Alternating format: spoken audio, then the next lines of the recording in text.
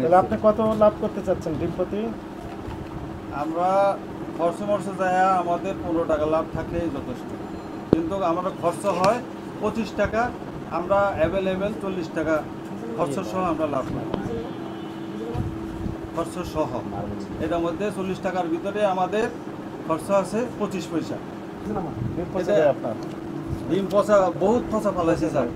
আরো 6 মাস আগে আমরা পচা ফেলাইছি, বহু পচা ফেলাইছি স্যার, অনেক ডিম পচা ফেলাইছি আমরা বেচতে পারি। 6 মাস আগে, 3 মাস আগে কোরবানির পরে আমরা ফেলাইছি, বেশি দিন হয় কোরবানির পরে আমরা বহুত পচা ফেলাইছি। ফালাইনা জাগো আমরা পাই ওই লাভটা এখানে করে নিচ্ছি না, এখন সেই লাভ আমরা করি না।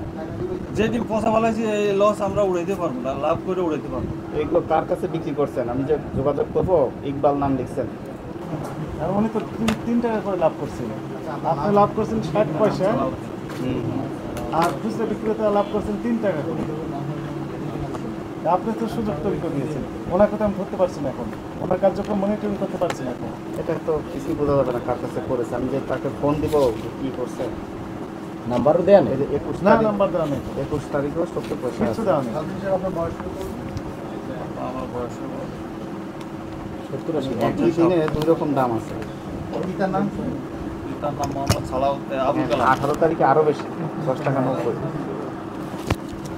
দেখো গত দিনের তুলনায় একটু কমেছে, আগে পুরো আস্তে আস্তে তো কমতে আসে, কমতেছে। এখন হয়তো অনেক সময় ডিম কম আসে, পরিমাণে চাহিদা বেশি থাকে, আবার ডিম কেউ আসে না, এই হিসাবে একটু হয়তো যারা ক্রেতা তাদের চাহিদা বেশি, হয়তো পর্যায়ক্রমে লোকালের সাইডেও বাড়ছে।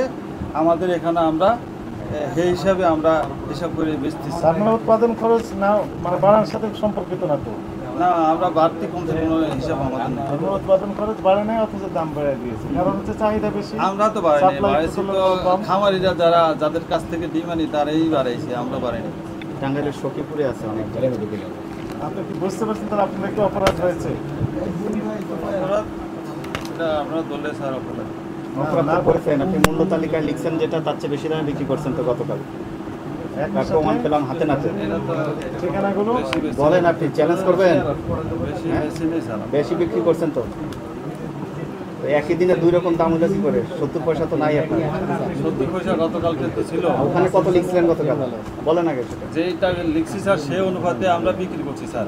কিচ্ছু হয় নাই আপনার। একই হ্যাঁ। দিনে 3 রকম দাম ডিম লেখেন। তো আমরা বেচতে পারিনি তো রয়ে গেছে ডিম। গতকালকের ডিমটা এখনো ঘরে রয়ে গেছে। সরল স্বীকারোক্তি করেন, সেটা আমরা ব্যবস্থা নিব। ঠিক আছে? গতকাল কিনেছিলেন 9 টাকা 20 পয়সা, বিক্রি করছেন 10 টাকা 70। 10 টাকা 70 পয়সা। 9 টাকা বিক্রি কি পয়সা ডিম বিক্রি করছি। ওই যে 9 টাকা 20 পয়সা কিনেছেন, 10 টাকা 20 পয়সা কিনেছেন। এটা হলো ছোট ডিম, মিডিয়াম। দেখেন তো ছোট ডিম। হ্যাঁ, ছোট ডিমের দাম কম দেননি কেন? কোথায় লিখেছেন ছোট ডিম? এটা একটা মানে রাখছে, গ্যাপ রেখেছে। মিডিয়াম ডিমের দাম আমরা অনেক কম বেশি, আমরা অনেক কম বেশি। ওটা আপনার মূল্য রেটের দাম তালিকা হয় বেশি। নাই। ঠিক আছে? মূল্য তালিকা আপনি দেন নাই, ধরে নিব মূল্য মূল্য তালিকা তালিকা দেন দেননি নাই। এটা গতকালকের ডিম স্যার। না, মূল্য তালিকা দেননি কেন? আপনার এখানে কি ছোট ডিম আছে? ছোট ডিম বিক্রি করেন আপনি?